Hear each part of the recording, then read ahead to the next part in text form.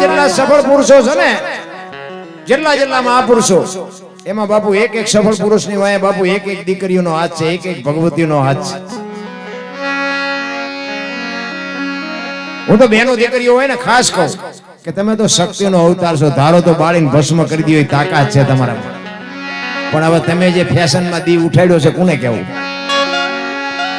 દીકરી તો દીકરી છે ભલામાં. જ્યાં જ્યાં ધર્મ ધ્રુજ્યો, જ્યાં પુરુષ ન પૂગી ગયો, ત્યાં બાપુ આ દેશની આબરૂ દીકરીઓ રાખી. તમે કહો તો હવાર સુધી દાખલા તમને આપો. સગાળસા ને ચંગાવતી નો તો કોઈ ઓળખત નહીં. જલારામ બાપા ને વીરબાઈ નો તો કોઈ ઓળખત નહીં. દેવીદાસ બાપુ ને અમરમાં નો તો કોઈ ઓળખત નહીં.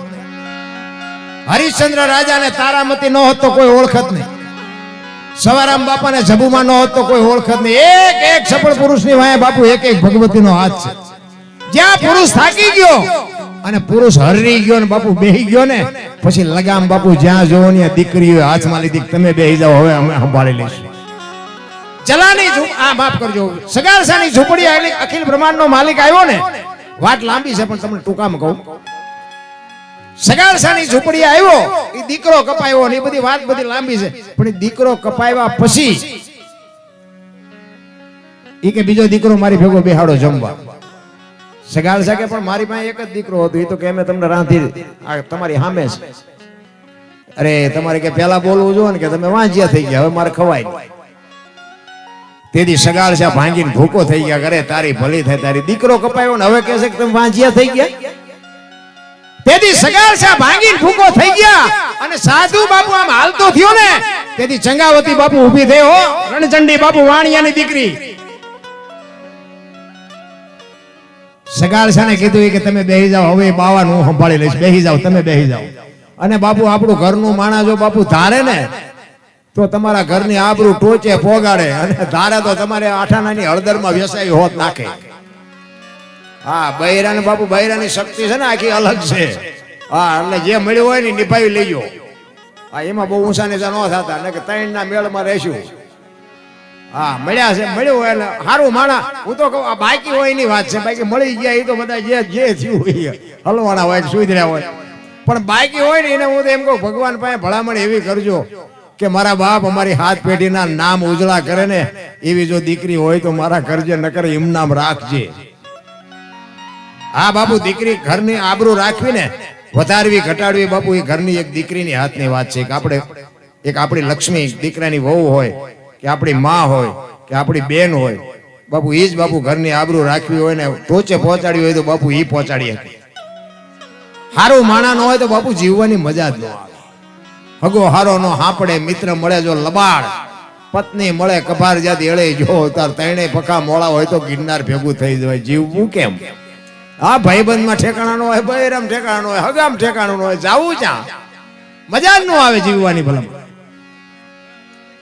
આ અમે મોટી મોટી કરી છે અને પછી ઘરે બાપુ બૈરું અહીંયા ઘરે જ્યાં પછી ગળે સોંટે તમારે દુનિયાની ગોળીઓ જ પાવી પડે ને. હે એમ કહેવાય મારું બૈરું કંદડે છે એમ કહેવાય કોઈ? હારું માણા ન હોય તો બાપુ જીવવાની મજા ન આવે. આ તમે અમને હાથની હથેળીમાં રાખો. હા, અમને સાહેબ બધા અરે કે આ તમારું જમવાનું આમ બનાવ્યું છે, ચા ને પાણી ને ગાડલા ને ખાટલા. હવે તમે એમ કરી આવો અને પછી હું એમ કહું ઘરે હાલો હાલો ચા પાણી રોટલા સિવાય જવાય? અને હું આમ તમને ડેલામાં લઈ જાઉં અને રહોડામાંથી હાણે શું લોટા મંડે ઉડવા, મારે ચિંતા જવું. હે, હારું માણા ન હોય તો બાપુ જીવવાની મજા ન આવે. અડધું અંગ એને કહેવાય, પતિવ્રતા નારી એને કહેવાય. બાકી ઠીક છે, નિભાવી લેવાની વાત છે. બાકી જે હોય આપણું બૈરાને આપણને ઓળખતા હોય અને આપણું બૈરું આપણને ઓળખતું હોય.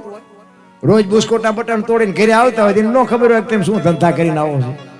પણ બધું આમ રાખવાનું હોય, એની આબરૂ તમારે રાખવાની, તમે એની રાખો, હાલ્યું જાય મારો રામ હાકે. ઈ સગાળસાને બાપુ ચંગાવતીએ કીધું તમે બેહી જાઓ, ઈ હવે બાવાનું સંભાળી લઈશ. અને આમ સાજુ હાલતા થયા ને, ઈ રણચંડી બાપુ આમ હણકો કાઢી વાળ છૂટા મૂકી હાથમાં કટાર લીધી અને આમ ડેલી આડી કરીને કીધું કે એ બાપુ બેહી જાઓ, જમ્યા વગર નથી જવાનું. આમ નજર કરી ને ભગવાને, એને એમ થયું કે જોગ માયા શું કરશે.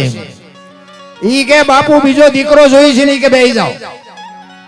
અને તેથી આ ભારતની આર્ય નારી બાપુ એક સાધુની પાસે કહે છે કે બાપ જાણી તને કહું છું બાવા, મારા પેટ છે મહિના 5, આશરો સીતારામ નો આય કોઈ નો જાય નિરાશ, હવે બેઠો થઈશ માં બાવા, તને જમ્યા વિના નહીં દો જાવા. આમ કટાર ઉપાડી હો ભાઈ, એ કે મારા પેટમાં 5 મહિનાનો ગર્ભ છે ને, એ ફાડીને રાંધીને તને ખવડાવું, તું જા હજી અમને ઓળખ.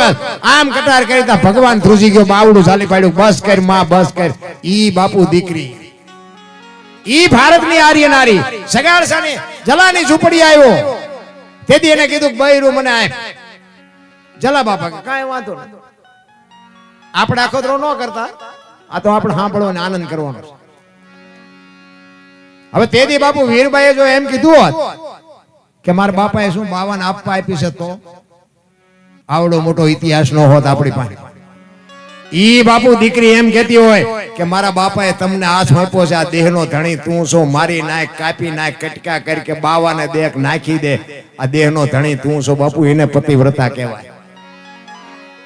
અને આમ બાવડું પકડીને આવ્યા જલા બાપા. એ કે બાપુ બૈરું જોઈ છે ને, તો કે હા, આમ બાવડું પકડાયું ને, તેથી સત્તાધારની ગાદી ઉપર આપા ગીગા હતા.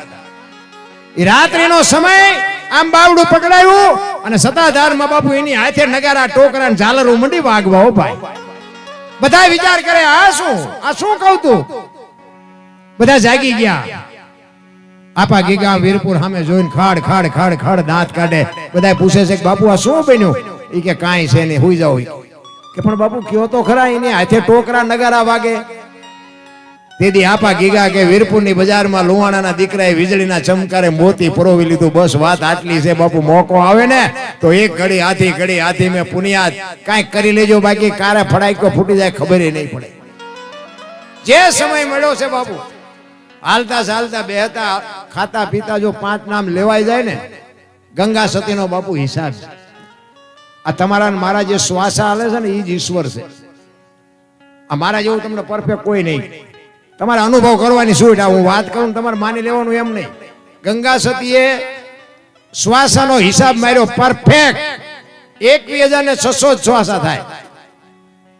1 મિનિટના 15, 1 કલાકના 900, 12 કલાકના 10,824, કલાકના 21,600 થાય. જેને ગણવા એને ગણી જોજો. ઈ જે સ્વર છે ને, જે શ્વાસા છે ને, ઈ ઉઠે છે નાભીમાંથી ને આવે છે નભમાંથી. નભ છે ને બધાયનું જુદું છે, માફ કરજો, નભ બધાયનું એક છે, નાભી બધાયની જુદી છે. નાભી અને નભમાં બેયનો જ્યાં શેઠો છે ને, ત્યાં અનહદ નાદ બોલે છે બાપુ. એ તો માથે જો ધણી હોય તો સમજાય ને, બાકી સમજાય બમજાય નહીં. ભજન બાપુ એમનામ એવું હેલું નથી ના. ઈ તમને જો નક્કી થઈ જાય તો કાંઈ કરવાની જરૂર નથી રાખતી. તમે હુઈ જાઓ ને તમારા શ્વાસા ચાલુ રહેશે, કોણ રાખે છે? તમારા ઉપરથી યારું વ્યો જાય, કૂતરું ટપીને વ્યો જાય, બિલાડું ટપીને વ્યો જાય, કાંઈ ખબર ન હોય તો શ્વાસા હાકે છે કોણ? બહુ બાપુ અટપટી ઈશ્વરે જે રચના બનાવી છે ને, 5 તત્વનો દેહ છે. ધરતી, આકાશ, પવન, પાણી અને પ્રકાશ, 5 તત્વનો દેહ છે. પણ ખબર કેમ પડે? 18 વણ ગામમાં રહેતા હોય ને બાપુ, મરે ને એટલે શમશાન એનું એક જ હોય. પણ શમશાનમાં બાપુ કોઈ દી રખ્યા ઉપાડવાનો કંત્રાટ દેવો પડ્યો? આ બધું જાય છે ક્યાં? બહુ અટપટી વાત છે બાપુ. આપણે છે ને બહાર જ મેં કીધું આટા માર્યા, આપણે આપણામાં જોયું જ નહીં કાંઈ. અત્યારે કોઈનો દેહ દુર્ગંધ નથી મારતો, અને એમાંથી બાપુ એક તત્વ એવું નીકળી જાય, 2 દીવા દેહ દુર્ગંધ મારી જતો હોય. અત્યારે આપણે જોવું ન જોઈએ કે અંદર કોણ ઉટકીને સાફ સુફ રાખે છે, જોવું ન જોઈએ. એટલે મીરાએ કીધું આત્માને ઓળખ્યા વિના લખ 84 નહીં મટે, તમારી ભ્રમણા ભાંગ્યા વિના ભવના ફેરા નહીં મટે. એવી હાવ નાની એવી વાત નથી રાખી. આ ભોળાનાથનું પ્રતિષ્ઠા છે ને, ભોળાનાથના દીકરા ગણપતિનું માથું કે ભોળાનાથે કાપ્યું અને હાથીનું લગાડ્યું કે છે બધા. આપણે હતા નહીં દીદી, પણ એ અત્યારે આપણે ફોટામાં જોઈએ, મૂર્તિમાં જોઈએ તો ગણપતિનું માથું તો હાથીનું જ હોય ને. અને ઇતિહાસ એવું બોલે છે કે ભોળાનાથે માથું કાપી અને હાથીનું માથું લગાડ્યું. તો હું એમ કહું છું કે કાપ્યું ત્યાં જ નહીં પીડ્યું હોય, હાથીનું શું કામ કાપ્યું છે? તમારું શું કહેવાનું થાય? અને હાથીનું માથું માણસ શરીર ઉપર ફિટ થાય? આ 4 આંગળની જગ્યા છે, બોલો આવડું માથું હોય. માણસ શરીર ઉપર હાથીનું માથું ફિટ થાય છે 100% સાચું, માથીનું જ ફિટ કર્યું છે. આપણા ચકડા ગઈ ગયા એટલે નથી સમજાતું. આની માટે બાપુ સદગુરુ જોવે. આ કોઈ કોલેજમાં યુનિવર્સિટીમાં કોઈ ભણાવતું નથી. આની માટે બાપુ એવો સમર્થ સદગુરુ હોય તો તમને આ સમજાય, બાકી સમજાય નહીં. એક ભજન કહે છે, પેલા મેં જન્મ્યા પછી જન્મ્યા બડા ભાઈ, ધામધૂમથી મારા બાપા જન્મ્યા પછી જન્મી મારી માં. વાહ ભાંગી નાખે કે નહીં કોક? પેલા હું જન્મ્યો પછી મારા મોટા ભાઈ જન્મ્યા પછી મારા બાપા જન્મ્યા પછી મારી માં જન્મી, આવું હોય? હા, એમ કહે છે હોય. હવે તમને નો સમજાય તમારો પ્રશ્ન છે. આની માટે સદગુરુ જોવે રામ. તમે અમને અમથા નથી 2 લાખ રૂપિયા આપતા, એ તો અમે બધું ભેગું કરીને રાખ્યું છે એટલે આપો છો. અને તમે સાંભળો તોય તમને નો રે, યાદ નો રે જ નહીં. એની માટે પાત્રતા કેળવવી પડે. પાત્રતા વગેરે બાપુ કોઈ વસ્તુ રહે નહીં. એ વાત ખોટી. હું આખી રાત આમ નામ બોલું બાપુ, મારે ચોપડા બોપડાની જરૂર જ નથી પડતી. હા, મારા ગુરુ મહારાજે બાપુ મારી માથે પંજો મારી દીધો છે. હા, આપણે કાંઈ ઘટે જ નહીં. મારા પૂરતું મારે કરવાનું છે. હું તો ઠીક છે, મને આ બોલાવે ને હું બધા આનંદ કરું, બાકી આને ભજન નો કહેવાય. આ છે ને, આ તો એક મનોરંજન છે, આને ભજન નો કહેવાય. આ તો બધાને આનંદ કરાવવાની વાત છે, બાકી ભજન છે ને જુદી બાબત છે. ભજન છે ને બોલવા જેવી વાત જ નથી. તમને પરફેક્ટ જો બોલાય ને તો લખાય, ને લખાય તો દેખાય, ને દેખાય તો વંચાય. આ એવું છે નહીં, અનુભવવાની વાત છે. તમને ટાઈટ વાતી હોય તો એમ કહો ટાઈટ બહુ વાય છે, પણ આટલા ફૂટ વાય છે કે આટલા લીટર વાય છે કહી શકો? આ ભજન નું એવું ડફાકા વાળું છે, એમ સમજાય નહીં રામ. મહાપુરુષો તો, કારણ કે આપણે છે ને મંથન નથી કર્યું. કહેવાનો મારો મિનિંગ, એક ગણપતિની સાખી છે ને, તમે જોજો બધા તમે સાંભળી છે ઘણાએ, કે ગૌરી તમારા પુત્રને મધુરા સમરે મોર, દીના સમરે વેપારી વાણિયા, રાતના સમરે ચોર. એમ કે ને, તમે સાંભળી છે, તમે બધાએ સાંભળી છે કે ગૌરી તમારા પુત્રને મધુરા સમરે મોર. ગણપતિને મોર ને શું હગું શું થાય? શું હગું થાય? તોય બધા માથા હલા, ભારે મજા આવી, ભારે મજા આવી. અલ્યા એમ છે જ નહીં, શું મજા આવી? ગૌરી તમારા પુત્રને સૌથી સમરીએ મોર. માં 33 કરોડ દેવ છે ને, એમાં કોઈ પણ કાર્યમાં તારા દીકરાને અમે મોર સમરીએ પેલા રાખી. ગૌરી તમારા પુત્રને સૌથી સમરીએ મોર, દિવસના સમરે વાણિયા, રાતે સમરે બાપુ ચોર. બધાયની પેલા તારા દીકરાને સમરવાનું, તો બધાય મોરને ગોઠવી દીધો. તોય હાલે છે ભજન બાપુ, જુદી બાબત છે. અમારા ગુરુ મહારાજ તો એમ કહેતા કે તમને ખબર ન હોય ને બોલતા નહીં, નકર વાણીનો દોષ લાગશે. હા, ખોટું બોલો એમાં વાણીનો દોષ લાગે. સત્ય હોય તો તમારું મારું હાલે, બાકી હાલે નહીં. જેટલું હુજે ને, જેટલું સારું હુજે ને એટલું જ તે તમારે બોલવું. એમ કહેવાનો મિનિંગ. આ મારે કઈ ફરમાય છે વડવાળા દેવની. એક બાપુ જોરદાર વડવાળાની જય બોલો રામ.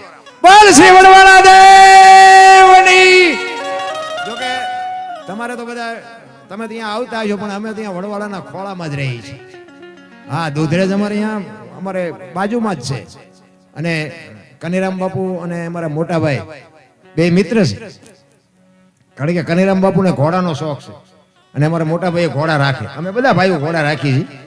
એટલે ઘોડા વાળાને ભાઈબંધી હોય ને, એટલે કનીરામ બાપુ ને અને અમારા મોટા ભાઈ ને સારી મિત્રતા. એમ અવારનવાર બે મળતા હોય. મારા ભાઈ દુધરેજ જાય, પછી અમારે કઈ પણ પ્રસંગ હોય તો બાપુ ત્યાં આવે. એટલે અને વડવાળાની જગ્યા બાપુ, એનો એક મને પ્રસંગ યાદ આવ્યો કે વડવાળાની જગ્યા ઉપર આજથી 5મી 6ઠી પેઢી ઉપર રઘુરામ બાપુ હતા. એ અમારા ગુરુ મહારાજ આ વાત કરતા કે આજ કનીરામ બાપુ છે, એની પહેલા કેનાલદાસ બાપુ, એની પહેલા ગોમતીદાસ બાપુ, એની પહેલા જીવરામ બાપુ, અને એની પહેલા રઘુરામ બાપુ. 5મી 6ઠી પેઢી ઉપર. અને આજ લગભગ હું માનું ત્યાં સુધી 350 વર્ષ પહેલાની વાત. તેથી દુધરેજ બાપુ દરબારું ગામ છે. અને મારવાડ, કચ્છ, કાઠિયા, રાજસ્થાનમાંથી કોઈ કવિરાજ કંઈક અમારા દરબારનું કામ લઈને આવેલા. ગમે કંઈક સગપણ સાંધાની વાત હોય કે કઈ લેવા મૂકવા આવ્યા હોય, ગમે કામે કંઈક કવિરાજ દુધરેજ આવ્યો દરબારોનું કંઈક કામ લઈ.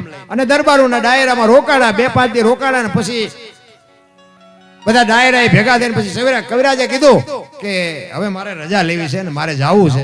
એટલે બધા દરબારો ભેગા થઈ અને 2000 રૂપિયા શીખ કરી. દીદીના 2000 એટલે આજના 2 કરોડ રૂપિયા કહેવાય. 2000 રૂપિયા શીખ કરી. પણ દરબારું એ તો રાજા રજવાડું હતું બાપુ, એને 2000 રૂપિયા એટલે કે બહુ મોટી વાત નહોતી. 2000 રૂપિયા આપ્યા ને બાપુ ચારણ રાજી રાજી થઈ ગયો. વાહ દરબારું વાહ, મારી ભૂખ ભાંગી નાખી. અને પછી એને યાદ આવ્યું કે અહીંયા એક વડવાળાની ઝૂંપડીની વાત મેં સાંભળી છે કે દુધરેજમાં એક વડવાળાની ઝૂંપડી છે, એક વડ છે, અને અહીંયા એક બાપુ કે બેઠા છે, અને હું અહીંયાથી બીજી વાર ક્યારે આવું ન આવું અહીંયા આવ્યો છું તો દર્શન કરી લઉં એમ. એટલે કોકને પૂછ્યું કે આ વડવાળાની જગ્યા છે ને? તો કે હા છે ને. એટલે છોકરાને કોઈને મોકલ્યો અને અહીંયા રઘુરામ બાપુ બેઠેલા અને અહીંયા જઈને સીતારામ કર્યા અને અહીંયા જે કાંઈ દર્શન કર્યા ને બેઠા. એટલે પછી રઘુરામ બાપુએ પૂછ્યું ક્યાંથી આવો છો બાપા? એટલે કે બાપુ હું તો રાજસ્થાન માંથી આવું છું. કેવા છો? કે ચારણ છું, ગઢવી છું. હા, કઈ બાજુ ગયા હતા? કે બસ બાપુ અહીંયા દરબારોનું કામ લઈને આવ્યો હતો તમારા દુધરેજમાં જ, અને મને એમ વાત સાંભળી કે અહીં વડવાળાની જગ્યા છે તો હું દર્શન કરતો છું, એટલા માટે દર્શન કરવા માટે આવ્યો છું. તો કે હા. તો કે દરબારોએ શીખ કરી? અરે બાપુ તમારા ગામના દરબારોની શું વાત કરું, 2000 રૂપિયા કે મને શીખ કરી આપ્યા એમ ને? તો કે હા. અને પછી રઘુરામ બાપુ એમના કારભારીને કહે છે કે ચારણ આપણી આંગણે આવ્યા છે, દરબારીઓ એમને 2000 રૂપિયા આપ્યા, આપણે કંઈક વિવેક તો કરવો પડે ને, ઓલા પીડ્યા એમાંથી લેતા હોય ને 2000 રૂપિયા. અને બાપુ ચારણ મનમાં વિચાર કરવા માંડ્યો કે આવડી એક ઝૂંપડી અને આવો સાધુ. અને મેં કીધું એમ બાપુ તેથી એના આજના 2 કરોડ રૂપિયા કહેવાય. કે મને 2000 રૂપિયા સાધુ આપશે? અને એ કારભારી 2000 રૂપિયા લઈને આવ્યા અને કીધું રઘુરામ બાપુને આપ્યા. અને રઘુરામ બાપુએ કીધું કે આ વડવાળાની પ્રસાદી અને આ તમે લેતા જાઓ. પણ બાપુ ચારણનો દીકરો ધ્રુજી ગયો ભાઈ, અને ચારણ બાપુ ડાયટો રે કોઈ દી. અને એ તેથી ચારણ એમ કહેતો હોય કે અરે મારા બાપ દરબારોનું તો હું કામ લઈને આવ્યો તો ને એને મને પૈસા આપ્યા, પણ તમે તો એક બાપુ નાની એવી ઝૂંપડીના ધણી છો. રાજા જોયા ઘણા પણ રાખ ફકીર તું ફાંકડો. રઘુરામ આડો વાળ્યો ત્યાં આંખ. મારા બાપ દરબારું તો આપે એનું કામ લઈને આવ્યો, પણ તું તો એક નાનો ફકીર છો, નાની એવી ઝૂંપડીનો માલિક, અને તે મારા 2000 રૂપિયા તે મને આપ્યા. શું મારે તારા વખાણ કરવા? ઈ વડવાળા ઈ જગ્યા ખરેખર ધન્યવાદ બાપુ. અને હું તો એમ કહું અત્યારે માલધારી સમાજ મને માલધારી સમાજે બોલાવ્યો છે, વખાણ કરવું એવી વાત નથી, પણ ચારે હાથ બાપુ ઠાકરના માથે છે. બધાને ભગવાને ખાઈ પીવું આપ્યું છે, અને એમાં આ નોકરીઓ ને વાહન ને મકાન ને કે વાહનમાં આ રબારી વાહનમાં બેહે, વાહન થી આખા અલગ આમાં બેહાય મારી નાખે, આ તો મરી જાય. હવે એવડા એમને વાહન વગેરે અત્યારે ત્યાં હાલતું જ નથી. હું ખટારો હાંકતો ને 81-82 ની સાલની વાત કરું. અમારા ગામમાં હું ક્યારેક ગાડી લઈને આવું ને, પછી અમારા ગામમાં રબારીના ઘર છે, એટલે અમારા રબારીના ડોવા છે ને, ઈ મારી ગાડી પડી હોય ને અહીંયાથી આમ આખા હાલે. ગાડી તો આમથી પડી હોય બંધ, અહીંયાથી આમ આખા હાલે. અને પછી આમ વાત કરે, એ આમ તો જો આપડા ઓલા શિવભાનો દીકરો આવડું મોટું હાકે. પછી મને એમ કે ધ્યાન રાખજો, એ ભલું ધ્યાન રાખજો. ઈ તમને કહું વાહનની નજીક નહોતા હાલતા. ઈવડા ઈ એમ કે છે કે મારી પાસે 50 ડમ્પર છે ને 5 હિટાચી છે ને 3 જીસીબી છે. બોલ, આ મારી નજર સામેની જોયેલી વાત. આ કેટલી ઠાકરની કૃપા કેટલી છે. અને આ બધા અધિકારીઓ આ પીએસઆઈ ને આઈએસઆઈ ને આર્મી ને આ તમે જોવો તો ઘણા બધા ઈ આ રબારી એમાં હોય. હું તો એમ તો મને તો એમ થાય ખરી કઈક બીજી દુનિયામાં આપણે આવ્યા હોય એવું લાગે. 15 દી સુધી નાયા ન હોય, માલ ઢોર હાટું થઈને બાપુ દુનિયાના શેડે જાય માલ ઢોર જીવાડવા. તહેવાર વિયો જાય ખબર ન રહે. લુગડા ને આમ તમે જોવો ને તો કેવા કલરના સી ખબર ન પડે, મેલા ડાઢ જેવા. ઈ સમાજ અત્યારે મારા બાપ વડવાળાની કયો તો ભલે ઠાકરની કયો તો ભલે બાપુ ચારે હાથ જેની માથે કહેવાય. હું તો એમ કહું છું ખરેખર ધન્યવાદ છે, પણ હું કહેવા એ માંગુ છું બાપુ આપ્યું છે ને એને સાચવજો. આને જેને દેતા આવડે ને લઈ લેતા આવડે. અમારે પાસે અમુક ઠેકડા હોત મારે છે. એટલે હું તો કહું પૈસા આપ્યા છે બરોબર છે, પણ એ તમે કે બળ કરીને નથી લાવ્યા, એ તો એની કૃપા છે. એટલે બાકી એની કૃપા જેથી રૂઠી જાય ને તેથી ભૈયા હોત જાય. એટલે કોઈને આંતડી બાપુ કકડતું બાપા આવે. હવે અહીંયા ગયા ને બાપુ તો શિકાર કરતો હોય એના સાધનો તો પડ્યા જ હોય, ખેતી કરતો હોય ખેતીના સાધનો પડ્યા હોય, માલ ઢોર રાખતા હોય એના સાધનો પડ્યા હોય. એટલે આમ બધું ચોરીના શિકાર કરવાના સાધનો બધા જોઈને બાપુ સમજી ગયા કે હારો આ પાપી માણસ છે, પણ માણા એમ ઓલામને જે મને ભરાયો એ ખોટો ભરાયો. એટલે બાપુએ કીધું કે રામભાઈ કોણ નામ? કે આવો બાપુ સીતારામ. રામભાઈ મારું નામ. તો કે ભાઈ મારે રાત રોકાવું છે ને હરિહર કરવું છે. એ કે કાંઈ વાંધો નહીં બાપુ, પણ હું તો કે પાપી છું, હું તો પારધી જેવો માણસ છું, મારા ઘરે નહીં, હું બીજાના ઘરે તમને રોટલાની વ્યવસ્થા કરાવી દઉં. બાપુ કે ના, તારા ઘરે તો રોટલા બનાવી દે, તારા ઘરનું જ ખાવું છે.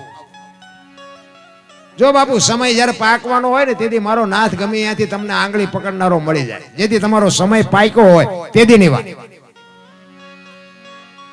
ઈ રોટલા બનાવ્યા, વાળું પાણી કર્યા અને પછી ફળિયામાં ખાટલા નાખી અને રામલો કહે છે બાપુને કે બાપુ અમે તો પારધી જેવા છે, અમે તો પાપી છે, કંઈક તમે હારી બે વાતો કરો, કંઈક સત્સંગ કરો તો અમારો કંઈક ઉદ્ધાર થાય. અને સત્સંગ કરે છે. આજુબાજુમાંથી બધા ભાભલા ભેગા થયા, 15-20 બાપા બેઠા છે, રામલો બેઠો છે અને બાપુ સત્સંગ કરે છે. રાતના 12 વાગ્યાનો સમય થયો. રામલાનો જુવાન જોત દીકરો બાપુ રાતે વાડામાં ગયો અને એરું આપડી ગયો, એરું અડી ગયો. દીકરો ચકરી ખાતો ખાતો ખાતો ઘરમાં આવ્યો અને દીકરાના ખોળિયામાંથી જીવ નીકળી ગયો. રામલાના વહુ અંદર બેઠા હતા, એ ડાયરામાંથી આમ ઈશારો કરી અને રામલાને બોલાવ્યો કે અહીં આવો. તો રામલો ગયો. એ કે આપણે દીકરાને એરું કરડી ગયો, દીકરો ગુજરી ગયો. તેથી રામલો કે છે આપણે ઘણાના જીવ કાઢી લીધા. આજ આપણા ઘરે એક સાધુ આવ્યો છે, હવાર સુધી બોલતી નહીં હો ને તને મારી નાખીશ. એ કે ઢાંકીને મૂકી દે, હવાર જે થાય વિધિ કરી નાખશું. એ દીકરાનું માથું ખોળામાં લઈ અને જનેતાએ બાપુ રાત કાઢી છે. કેવી રીતે કાઢી છે? આ સંતોની તાકાત છે, રામ ભજનની તાકાત છે. તમારી મારી તાકાત બાની. આ બાપુ બોલવાનો બુદ્ધિનો વિજ્ઞાનનો વિષય જ નથી. આ ઈ જ કંઈક કરી શકે. અને સવારે 3 વાગ્યા 4 વાગ્યાનો આમ રાતડે ફૂટીને સમય થયો ને, આજુબાજુમાં ખબર પડવા માંડી બધાને કે રામલાનો દીકરો ગુજરી ગયો, રામલાનો દીકરો ગુજરી ગયો. ફાળિયા ખંભે કરી કરીને રામલાના ઘર બાજુ બધા મીડિયા ભેગા થવા.